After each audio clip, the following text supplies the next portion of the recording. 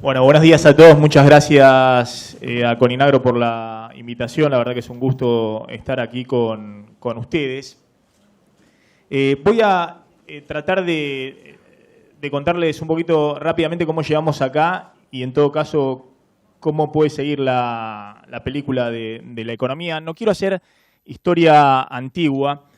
A ver, tenemos la presentación. ¿Sí? ¿Está la presentación? Bueno, voy apurando, digamos, con eso, pero lo cierto es que Argentina ha sido durante 2016 y 2017 un país récord en la emisión de deuda en dólares en los mercados emergentes. Ha emitido 60.000 millones de dólares la Argentina entre 2016 y 2017 en los mercados emergentes. Para que se den una idea, eso es 3 veces más de la emisión de deuda de México y 6 veces más de la emisión de deuda en los mercados internacionales en dólares de Brasil. ¿Por qué se hizo semejante emisión de deuda por parte de la Argentina?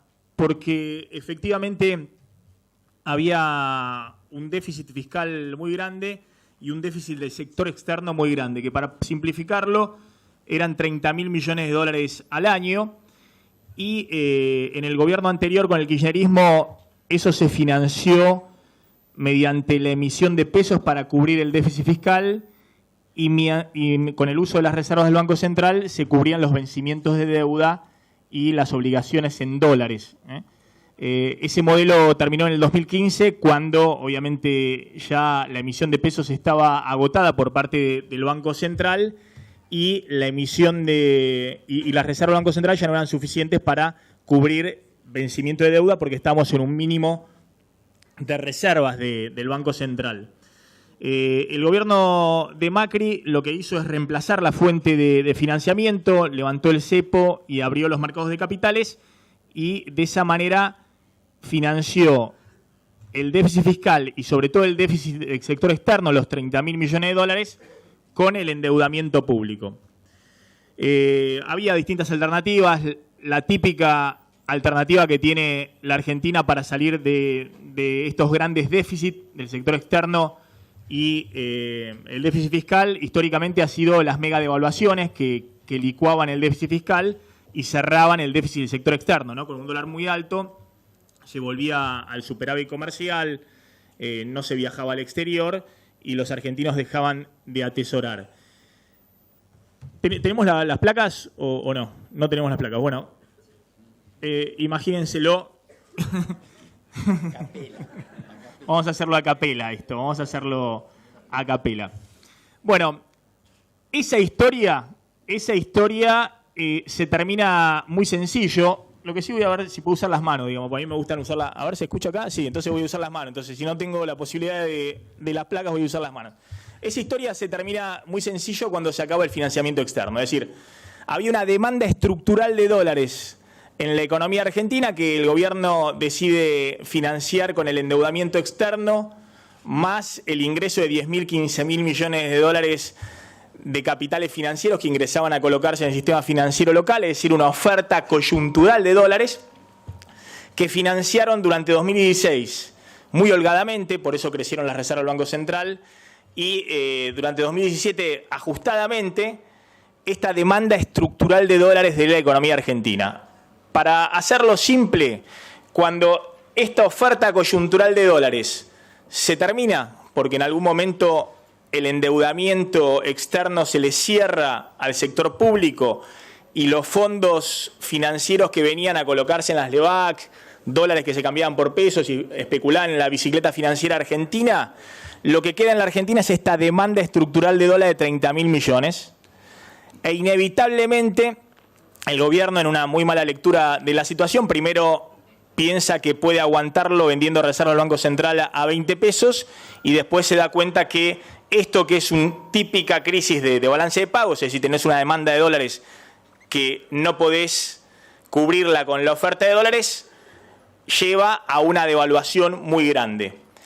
Y entonces lo que sucede es una pérdida de reservas de 13.000 millones de dólares de la reserva del Banco Central, que era el único que vendía dólares cuando tenías este desequilibrio muy grande en el mercado cambiario, de 13.000 millones de dólares hasta junio de este año, cuando se hace el acuerdo con el Banco Central, y ahí queda claro que fracasa el plan A que tenía el gobierno, que era justamente transitar con cierto crecimiento de la economía y financiamiento externo estos desequilibrios muy grandes, tanto fiscal como del sector externo. Y esto, en la visión del gobierno, si vos tenías financiamiento durante 2 o 3 años o 4 años de manera consecutiva, ibas a ir achicando sobre todo el déficit fiscal por el crecimiento de la economía, se iba a ir licuando ese déficit fiscal en el tamaño de la economía, y el déficit del sector externo iba a ir achicándose con algo que nunca se logró en la economía argentina, que es gracias a la productividad o a un boom de inversiones que generara, aunque vos tuvieras un tipo de cambio bajo, un tipo de cambio atrasado, que generara un boom de exportaciones y un boom productivo, un shock productivo en la Argentina que volviera a generar dólares genuinos en la balanza comercial. Bueno, todo eso fracasó. Yo creo que el gran error ahí, más allá de la discusión de shock o gradualismo, el shock histórico de cómo se resuelven estos desequilibrios en la Argentina es la mega devaluación. Así es como se licuaron en su momento el déficit del sector externo y el déficit fiscal en la crisis de 2001-2002. Por eso después hay superávit gemelos y son los primeros años dorados del kirchnerismo en términos de crecimiento económico. Pero más allá de esa discusión o si podías efectivamente hacer un ajuste muy grande en el sector público para no depender del endeudamiento, una serie de cosas que son entelequias porque claramente la situación política argentina con el nuevo gobierno era muy difícil. El gran error ahí fue que en el transcurso del gradualismo se pensó que además se podía tener metas de inflación con un tipo de cambio atrasado. Es decir, el gobierno se engolosinó pensando que se podía tener la chancha y los 20. Es decir, que te financien de afuera, que ese financiamiento te permita el año pasado dejar un dólar atrasado, 8% de suba del dólar con 25% de inflación. Así había boom de venta de electrodomésticos, boom de venta de autos, reactivabas el crédito inmobiliario y te iban a seguir financiando, si bien el problema principal es que te crecía el déficit del sector externo. El problema histórico de la Argentina, y vuelve a ser hoy, es el déficit del sector externo. Hay países que tienen déficit fiscal más grande que la Argentina. Brasil tiene 8 puntos del PBI de déficit fiscal, todos los países latinoamericanos tienen déficit fiscal. El problema de la Argentina, de por qué no puede tener estos niveles de déficit fiscal, es que no tiene mercado para financiarlo en moneda doméstica. Brasil tiene un déficit fiscal mucho más grande que la Argentina, pero emitió solamente 10.000 millones de dólares de deuda en el mercado externo en los últimos 2 años. Argentina emitió 60.000 millones de dólares de deuda. ¿Cómo se explica eso? Brasil cubrió su déficit fiscal emitiendo deuda en reales en el mercado doméstico. El problema de la Argentina es cómo se hace para cubrir estos déficits del sector externo.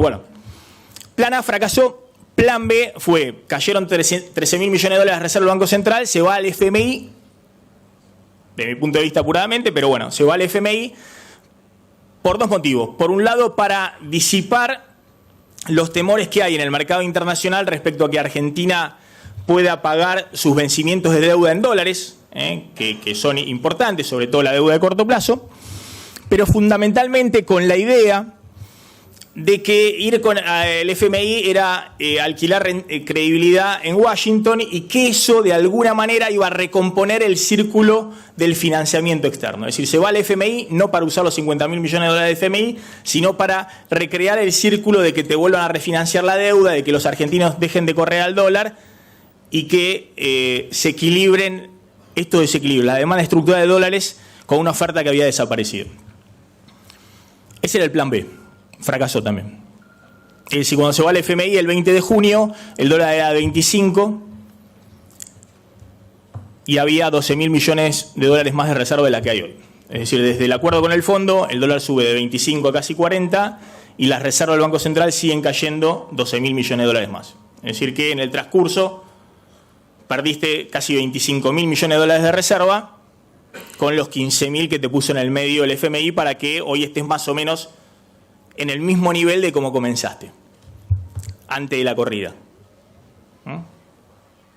Caíste, los 15.000 de FMI, volviste a caer, estás más o menos lo mismo. Estamos en el plan C. El plan C era la receta típica del FMI, que en última instancia era la receta que el FMI aplica en todos los países del mundo cuando hay una crisis del balance de pagos, que es una mega devaluación, y fíjate de dónde podés sacar con esa mega devaluación para cerrar el déficit fiscal. En la Argentina son las retenciones. No voy a meter ahora con el tema de retenciones y más estando acá, pero desde Krier Bacena con Onganía hasta la fecha, las recetas del FMI en la Argentina siempre fueron las mismas, digamos, devaluación con retenciones, que es la forma en la cual vos apuntás a cerrar el déficit externo con la devaluación y cerrar el déficit fiscal con recursos extra de recaudación de corto plazo.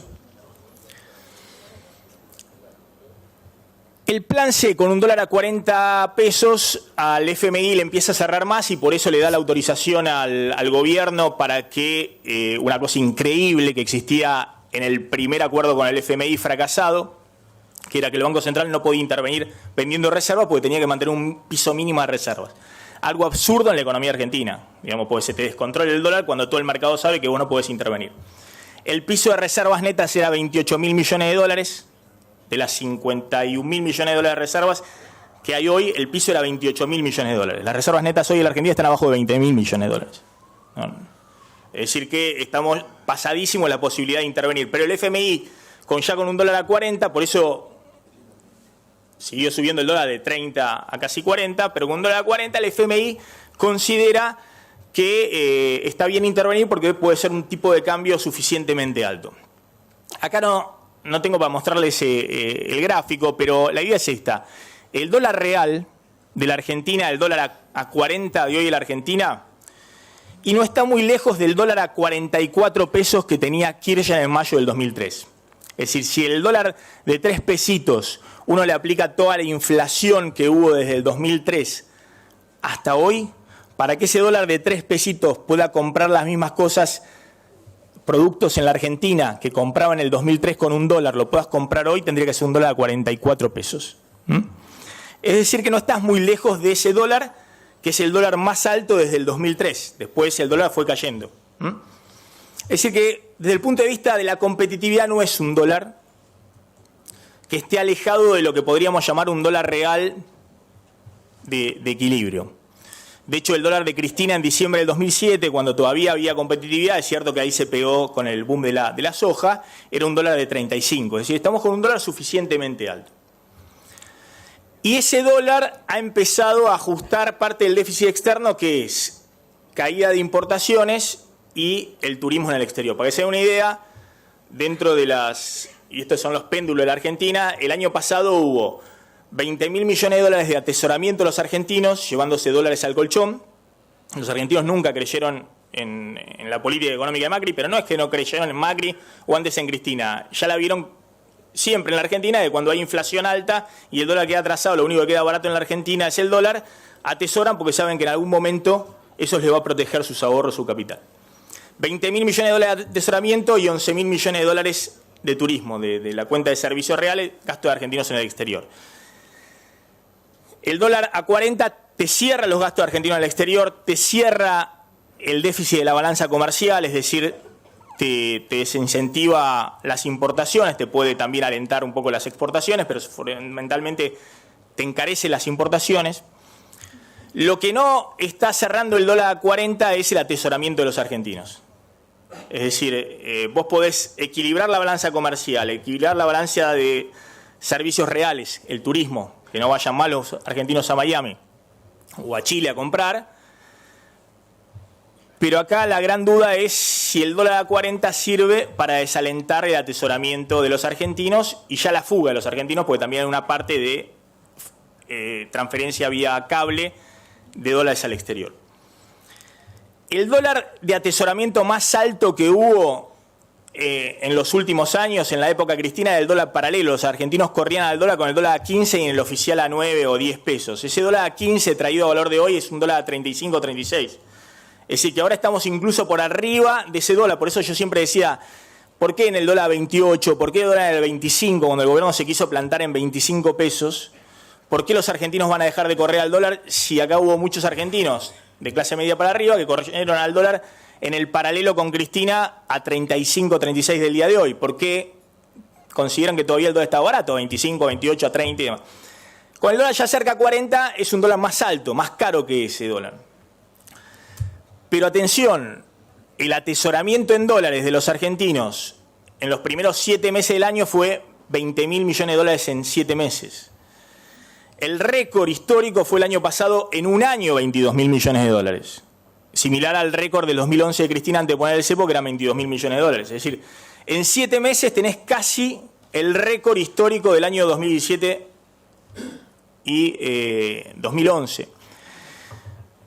Si uno puede estabilizar la situación en un dólar alrededor de 40 pesos, va a depender fundamentalmente de dos cosas. Una, que se frene o que se desaliente o que caiga por lo menos a la mitad ese atesoramiento en dólares de los argentinos de alrededor de 3.000 millones de dólares por mes, que es un nivel elevadísimo e insostenible. Es decir, el dólar a 40 te equilibra la balanza comercial y el sector real de la economía. Lo que no te equilibra es la cuenta de capital, lo que se llama de que los argentinos, en vez de volver al peso, se van al dólar.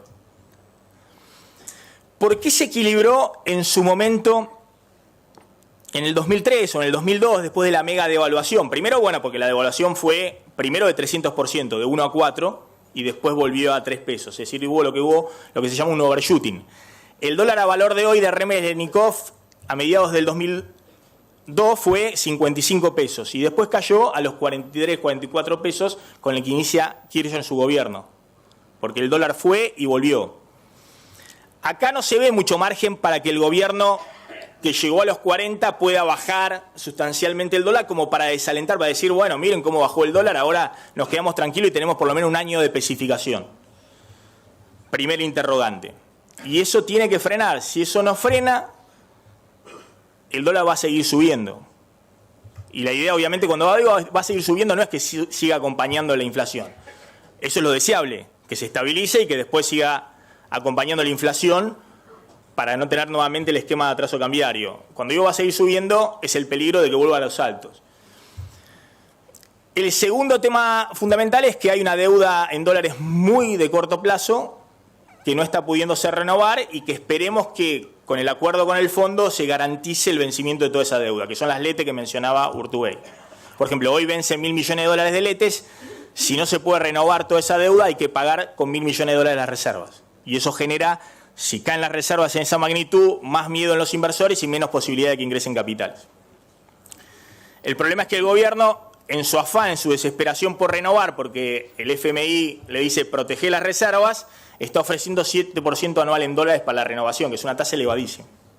Es una tasa que, para que se den una idea, está bien, es una tasa que, para que se den una idea, Chile hoy se financia con una tasa del 4%, o Bolivia se financia con una tasa del 4% anual en dólares a 10 años. Argentina se está financiando con una tasa del 7% anual en dólares a 6 meses. O sea que la señal que vos envías, aún renovando el 80 o el 90% de las LETES, el resto hay que pagarlo con las reservas, no es una señal buena. Por eso es urgente cerrar el acuerdo con el fondo para ver cuánta guita va a haber por sobre la mesa, cuántos dólares para cubrir los vencimientos de deuda. El otro problema es la deuda en pesos que tiene el Banco Central, las famosas LETES. El 19 de septiembre, la semana que viene, tenemos un vencimiento de 430.000 millones de pesos de LETES. Si el Banco Central quiere ir cancelando, desarmando, perdón, de Levax, las Levax en pesos, la deuda en pesos, si quiere ir cancelando esa deuda, bueno, de esos 430.000, parte se refinanciará, está en los bancos, pero unos 100.000, 200.000 millones de pesos, no sabemos, quedarán en el mercado. Si vos no das estabilidad, tranquilidad y opciones para que vayan a plazo fijo en pesos o a LETES en pesos, a deuda del tesoro en pesos, eso va al dólar. Y eso va a ser un nuevo round con el dólar. Pero bueno, a ver, haciéndolo claro, es fundamental que el gobierno hoy estabilice el dólar en estos niveles y que después lo vaya llevando con la inflación. Porque más allá de estos riesgos que le estoy diciendo, que vos no podés desactivar el atesoramiento de los argentinos, a lo que hay que sumarle En esos 3.000, 3.500 millones de dólares hay 2.000, 2.500 millones de dólares de compra de dólar billete minorista, 1.700 dólares, 1.000 dólares, 500 dólares en ventanilla y unos 1.000 millones de dólares que son más de 5 millones de dólares de compras con transferencia al exterior. Es decir, acá están fugando todos. El grande, el chico, el mediano, todos están refugiándose en el dólar. No lo podés desactivar si en algún momento no estabilizás, porque si el dólar te sube como subió el mes pasado, en un día 15%, en otro día 7% y demás, no hay política económica que te resista y no hay credibilidad ni en la política económica, ni en el gobierno, ni en la Argentina, ni en nada. Entonces eso hay que estabilizarlo. Y está bien plantarse con el dólar en estos niveles, un poquito más alto, no importa, pero hay que plantarse en algún momento el dólar. Argentina no puede estar, las experiencias que hemos tenido de devaluaciones, en algún momento paran las devaluaciones, para que puedan tener el efecto real positivo de una devaluación. Los negativos lo sabemos, ¿no? La caída del consumo, el salario real y demás. Bueno, hay que plantarse en algún momento. Pero además porque hay un riesgo que hoy no tenemos, pero como decía un economista, Rudy Dorbush, los fenómenos de la economía parecen muy lejanos, pero cuando explotan se desarrollan de una velocidad extremadamente rápida. Entonces nadie pensaba que podíamos tener en algún momento un dólar a 40, pero cuando entramos en la vorágine, pam, pum, pam, y llegamos hasta acá. Hubo en los últimos 5 o 6 días retiro de depósitos en dólares de los bancos. Hoy no hay ningún riesgo sobre los bancos, la gran diferencia del 2001, que hoy los depósitos en dólares de los bancos, la mitad está encajado en el Banco Central, están los dólares reales, y la otra mitad están prestados a exportadores, que cobran en dólares y en todo caso una devaluación no disminuye su capacidad de pago, sino que la mejora. Las empresas exportadoras con una devaluación están más fuertes. Entonces, no hay ningún riesgo sobre esos depósitos. Pero ese goteo que comenzó justamente por el dólar a los altos hay que frenarlo, porque ningún sistema financiero en el mundo está disponible para que vayan todos a buscar sus dólares a los bancos. Aunque esos bancos, la mitad están y la otra mitad van a estar. A Cristina le cayeron en su momento de 15.000 a 7.000 millones de dólares la mitad de los depósitos en dólar y no quebró un solo banco. Esto es algo muy mínimo hoy, pero la forma de desactivarlo son 1.000 millones de dólares en 5 días. Hay casi 30.000 millones de dólares de depósitos hoy, récord, pero hay que desactivarlo estabilizando la situación. 2 minutos finales, Maxi. En síntesis, vamos a la economía real. Si estabilizamos todo acá, este va a ser un año, como dejó trascender el Ministerio de Economía, y acá está pidiendo Urtubey porque se lo dijeron a los gobernadores, pero no se sabe bien el número que van a poner en el presupuesto, una inflación de 40-42%, como dijo el Ministerio de Economía, una caída de la economía del 2,4%, y el típico mecanismo en que la recesión en los próximos meses va a ser mucho mayor a ese 2,5%, porque había crecido la economía en el primer trimestre, o sea que vamos a ver caída de 5 o 6% promedio en los próximos meses del nivel de actividad, motorizado por un derrumbe del consumo. Yo podría decir es la maldición de los años pares, digamos. Esto ha pasado en el 2014, pasó en el 2016, pasa ahora en el 2018 y siempre al año siguiente, 2015, 2017, la economía repuntó 2,5%, 3%, poquito, porque Argentina ya no da para crecer más, en términos de su productividad, de sus desequilibrios, pero por lo menos repuntó. Bueno, este no sería el caso hoy, porque aún estabilizando la situación, y hay que estabilizarla hoy acá, la proyección que tiene el Ministerio de Economía optimista para el año que viene es 0% de crecimiento y 25% de inflación. E insisto, son todas esas proyecciones estabilizando la situación acá. ¿Qué se requiere ahora sí, más que nunca, para que esto no se espiralice? Bueno, claramente hay que hacer un programa consistente, tiene que venir rápido el dinero del fondo, ya estás metido en el baile del fondo, no me voy a poner a discutir si era necesario o no, pero estás en el medio del baile, vos llegás a salir y es peor, estás en el medio del río, tenés que seguir braceando. Todo eso estamos de acuerdo y es necesario, y eso tiene que ser pensado para generar credibilidad, más allá de los de afuera, adentro. Es decir, que los argentinos confíen en que ahora sí la situación se estabiliza y no sigan huyendo en manada despavorida al dólar.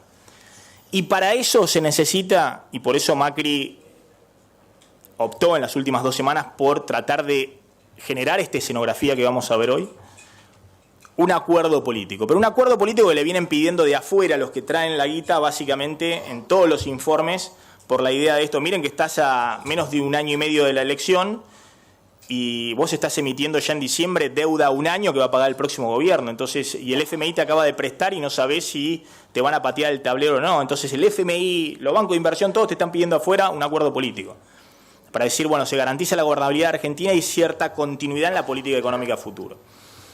Pero yo creo también que es necesario un acuerdo político muy amplio, interno, para dar a los argentinos certidumbre en un año muy, muy complicado, donde viene una recesión fuerte, una caída del consumo fuerte, y un año electoral inédito en el cual un gobierno no se va a poder sustentar en el éxito de las variables económicas. Es decir, aún si hay una recuperación y no es 0%, es un poquito más, de ese 0% estamos hablando de un crecimiento del agro después de la caída del derrumbe de este año, y el resto de los sectores, fundamentalmente el consumo, no se recuperan. Entonces, hoy más que nunca, la estabilidad económica depende del consenso y de la madurez política. Es decir, la cuestión esta que era un latiguillo, y no es solamente el presupuesto, porque como dijo Urtubey acá, el presupuesto es un dibujo, porque si no sabes si la inflación va a ser 25, 30, 40 o cuánto, todos tus ingresos fiscales que estás proyectando son un dibujo, más allá de la retención, el impuesto a los bienes exteriores, todas las cosas que se han acordado, ¿no? Entonces, el presupuesto es un primer paso.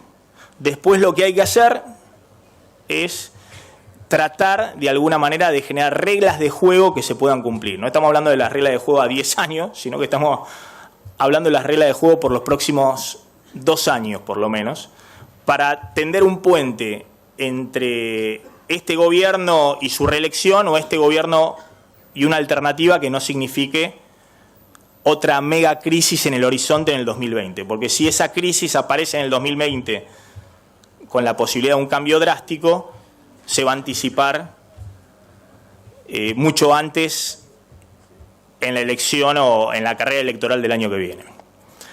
Muchas gracias.